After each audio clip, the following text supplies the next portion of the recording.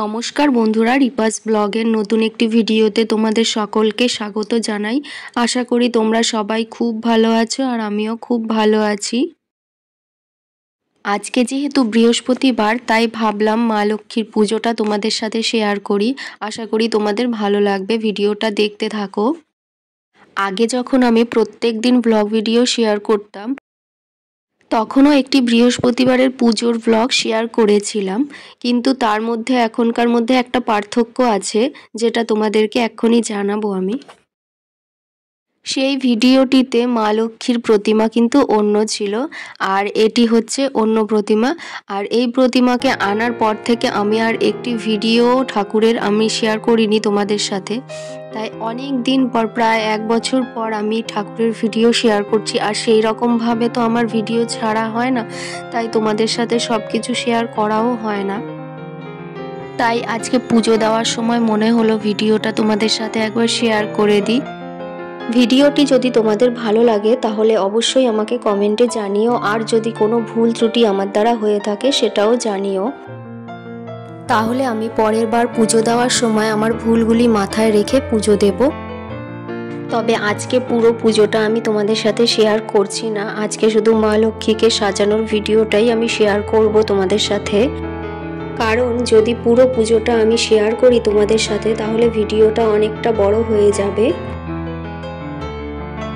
তাই বৃহস্পতিবারের মায়ের নতুন করে সাজের ভিডিওটাই আমি তোমাদের সাথে শেয়ার করলাম।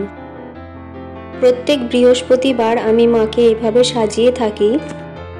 আমি কিন্তু পুজোর অত নিয়ম আচার জানি না ভালো মতো, তাই আমি যতটুকু পারি, যেইটুকু পারি চেষ্টা করি যাতে মায়ের পুজোটা ভালো মতো দিতে পারি।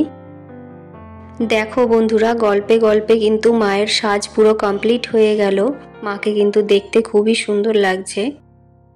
গত বছর লক্ষ্মী পুজোতে মাকে প্রথম পুজো করেছিলাম, আর তখন এই শাড়িটাই পরিয়েছিলাম। আজকে আবার সেই শাড়িটা পরালাম, তবে মাঝে 2-1 বার পরিয়েছিলাম শাড়িটা। সাজ শেষে সিঁদুর পরিয়ে দিলাম মাকে। এবার মাকে আমি আসনে বসিয়ে দেব।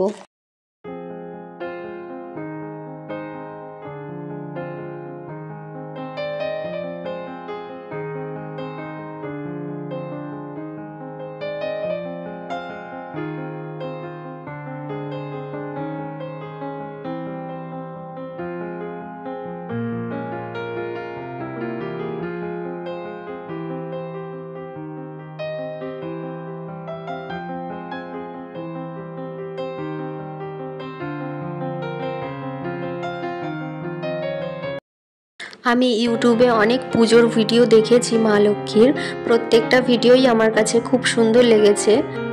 তাই দেখে আমিও চেষ্টা করলাম সুন্দর করে ভিডিওটা করার, কিন্তু জানি না আমি কতটা সুন্দর করতে পারলাম বা না পারলাম।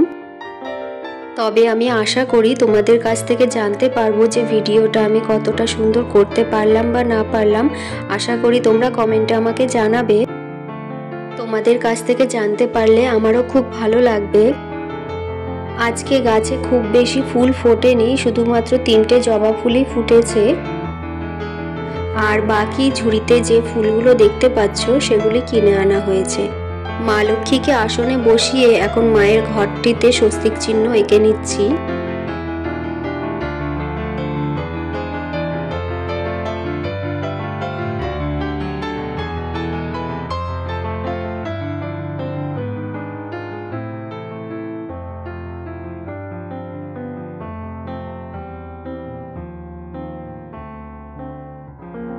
দেখো বন্ধুরা, আমার স্বস্তিক চিহ্ন আঁকা হয়ে গিয়েছে। মা লক্ষ্মীর ঘট সাজানো হয়ে গিয়েছে। এখন আমি ঘরটিকে মায়ের আসনে বসিয়ে দেব।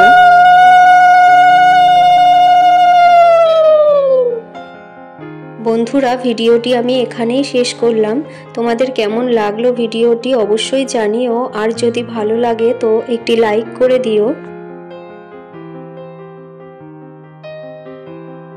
আজকের মতো তাহলে টাটা সবাইকে, দেখা হবে আবার নতুন একটি ভিডিওতে।